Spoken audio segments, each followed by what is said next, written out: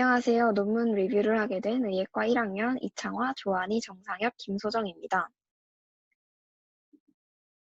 저희가 첫 번째로 소개할 논문은 Breast Implant Complication Review, Double Capsules and Late Thermas이고 제 이름은 김소정입니다.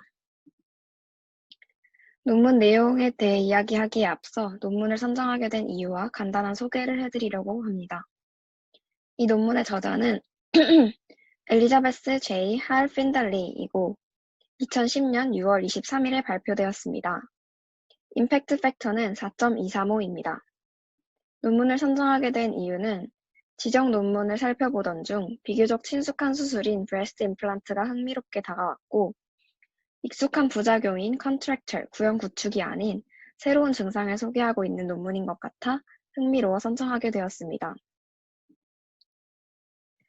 본격적인 논문 내용 소개에 앞서 논문을 이해하기 위해 알아야 했던 배경 지식들에 관해 말씀드리려고 합니다.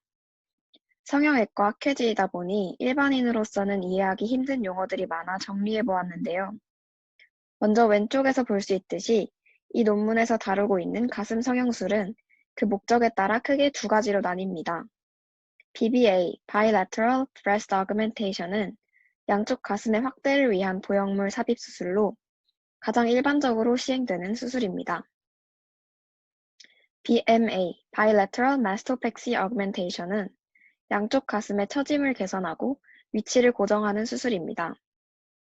이러한 가슴 성형술에 쓰이는 임플란트, 보형물의 종류는 매우 다양한데요. 오른쪽에서 볼 수 있듯이 사용한 물질의 종류에 따라 식염수를 이용한 살라인 임플란트와 의료용 실리콘을 이용한 임플란트가 있습니다. 각각의 특징을 보자면 살라인 임플란트의 경우 인체의 체액과 비슷한 농도의 식염수로 이루어져 있어 체내에서 터져도 무해하다는 장점이 있지만 더 일찍이 개발되어 모양과 촉감이 약간 부자연스럽다는 단점이 있습니다. 실리콘 임플란트의 경우 표면의 거친 정도와 개발한 회사에 따라 다양한 종류가 있으며 최근에 살라인 임플란트에 비해 압도적으로 많이 이용되고 있습니다. 가슴 보형물은 겉면의 텍스처에 따라서도 종류가 나뉩니다.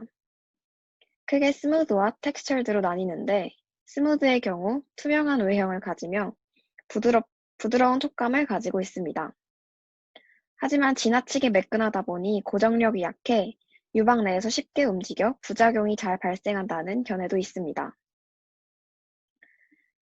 텍스처드 임플란트의 경우 표면이 거칠어 불투명하고 유방 캡슐 내에 잘 자리 잡아서 부작용이 덜하다는 것이 현재까지 알려진 일반적인 의견입니다.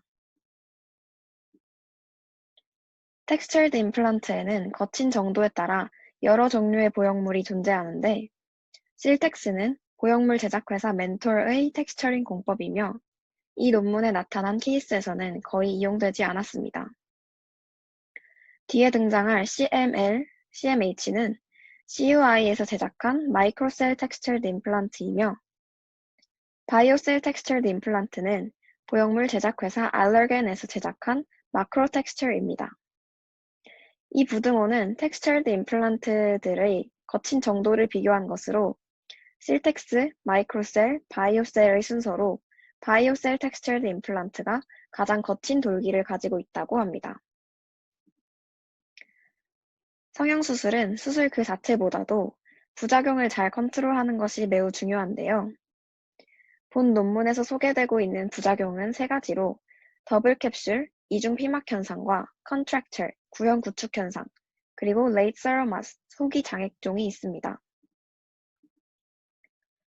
더블 캡슐의 경우 보형물 주변으로 비정상적으로 막이 하나 더 생기는 현상으로 최근에 발견되어 원인은 잘 알려지지 않았으며 저자가 가장 주목하고 있는 현상이기도 합니다.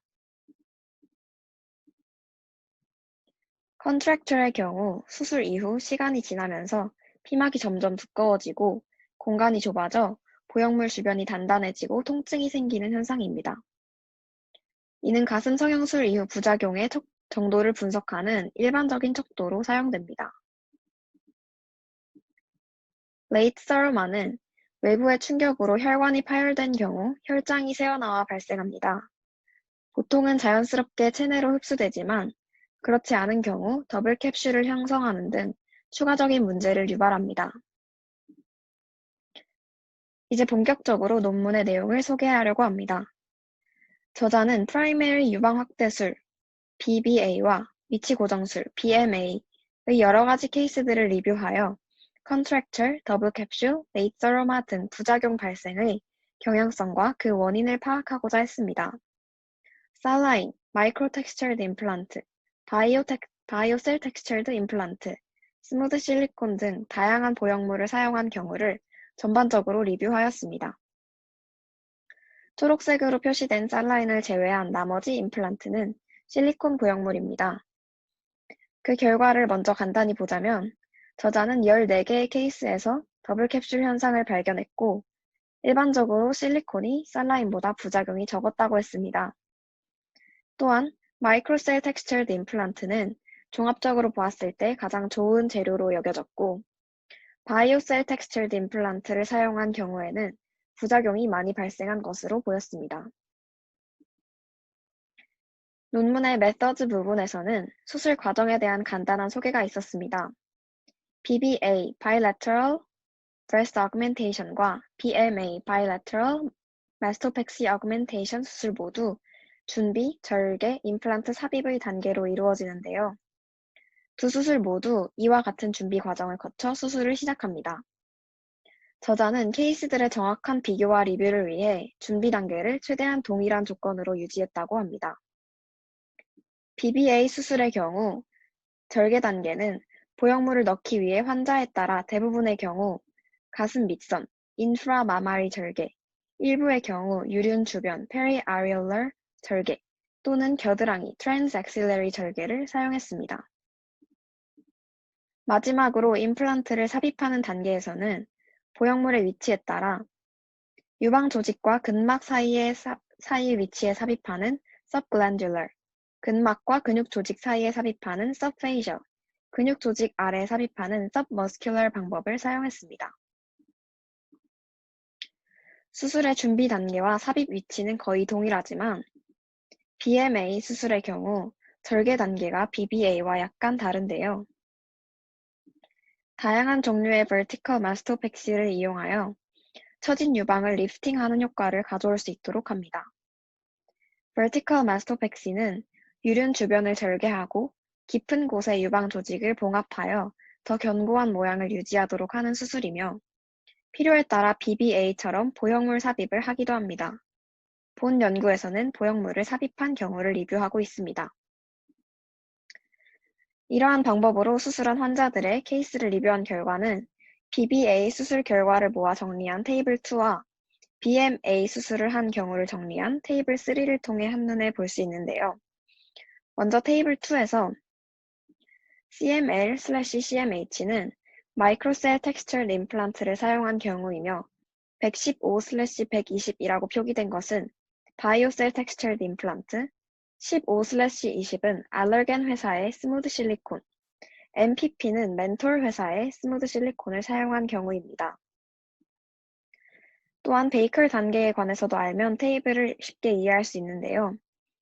이는 가슴 성형 후 컨트랙처의 정도를 4단계로 나누어 나타낸 것으로 1단계의 경우 보형물이 부드럽고 가슴의 형태와 사이즈가 정상에 가까운 상태를 의미하며 4단계의 경우 상태가 심각하고 육안으로 구축을 확인할 수 있음을 의미합니다. 2와 3단계는 각각 경미하거나 보통의 컨트랙처이 있음을 나타내고 테이블 2에서는 베이커 2와 3단계를 지표로 보고 있습니다. 분석 결과 베이커 4단계를 나타내는 환자는 없었습니다. 살라인을 이용한 경우 컨트랙처 레이트는 25%에 달한 반면 마이크로셀 텍스처드 임플란트를 이용했을 때는 2% 정도밖에 되지 않았으며 이때 삽입 위치에 따른 차이는 거의 없었습니다.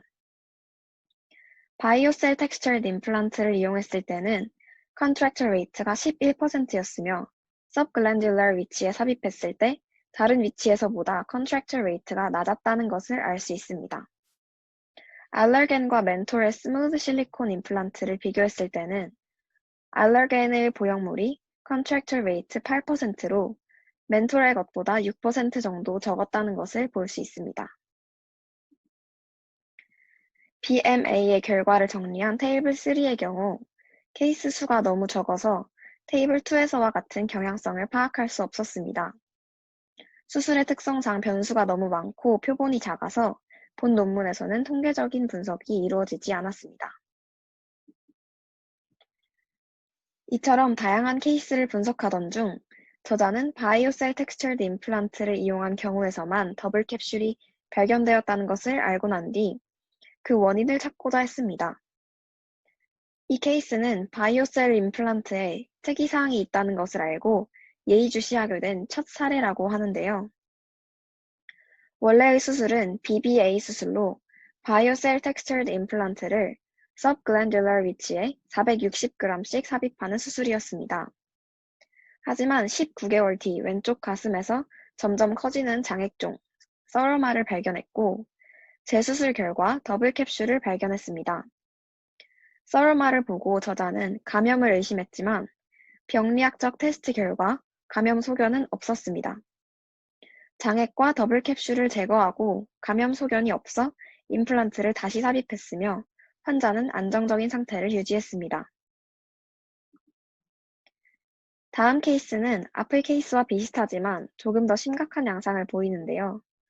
원래의 수술은 BMA 수술로 바이오셀 텍스처드 임플란트를 이용하여 submuscular 부위에 700ccc의 보형물을 삽입한 것이었습니다.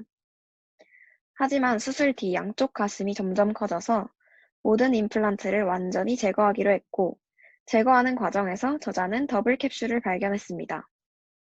더블 캡슐이 임플란트에서 떨어질 때 벨크로처럼 떨어짐을 발견한 케이스입니다. 여기서 벨크로는 흔히 찍찍이라고 불리는 결합 양상입니다. 다음 케이스는 BMA 수술 이후 더블 캡슐이 발생한 경우입니다. 원래의 수술은 바이오셀 텍스처드 임플란트를 subglandular 부위에 378cc씩 삽입한 수술이었으며 16개월 뒤 가슴이 커지는 증상으로 재수술을 하게 되었습니다. 환자는 자신의 아이가 수술 뒤 가슴을 차는 등의 충격이 있었다고 했습니다. 재수술을 하던 중 저자는 장액으로 추정되는 액체와 더블 캡슐을 발견했고 양쪽의 보형물을 모두 제거한 뒤 스무드 실리콘 젤로 교체하였습니다.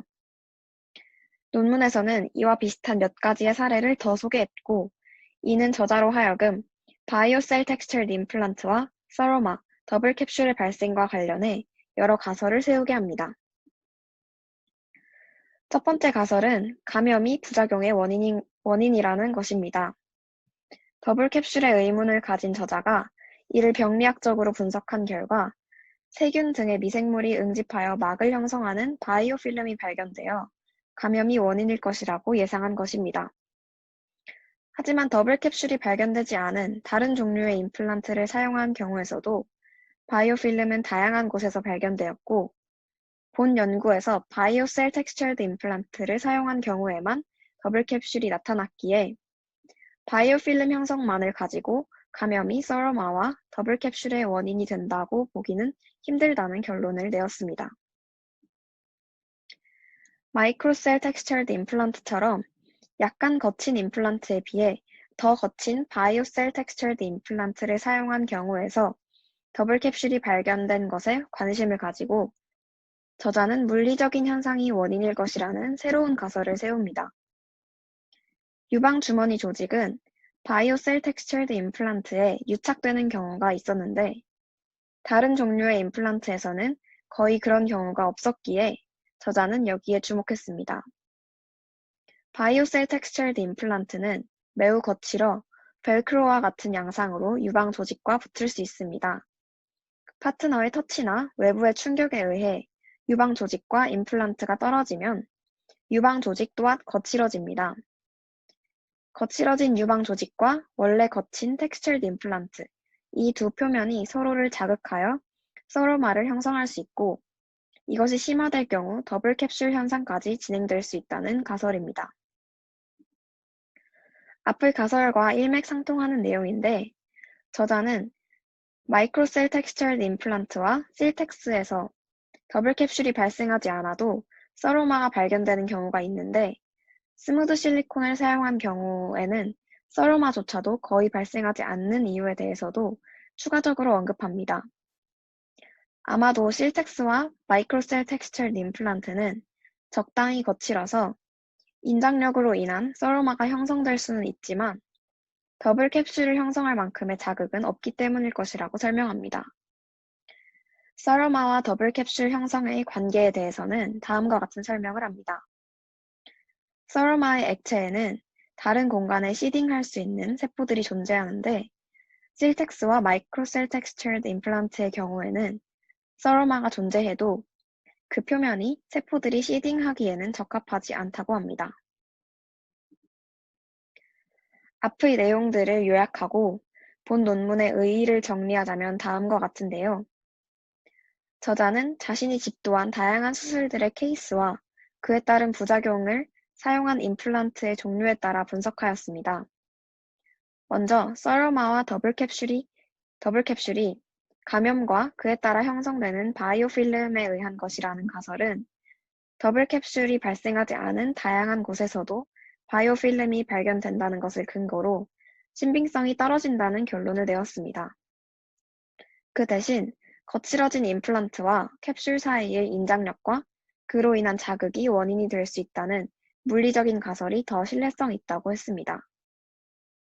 본 연구가 있기 전에 성형외과 전문가들 사이에서는 텍스처드 임플란트가 스무드 임플란트보다 더 적은 부작용을 야기한다는 일반적인 견해가 있었습니다.